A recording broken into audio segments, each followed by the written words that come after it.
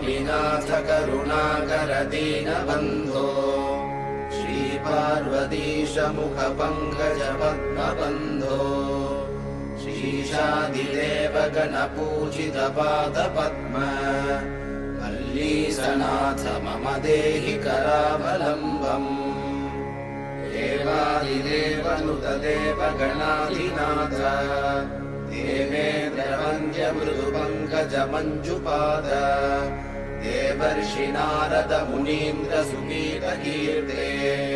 वल्लीसनाथ मम देहि करावलम्बम् नित्यान्नदान निरताखिल रोगहारिन्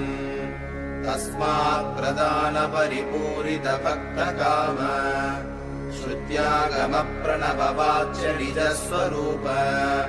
वल्लीसनाथ मम देहि करावलम्बम्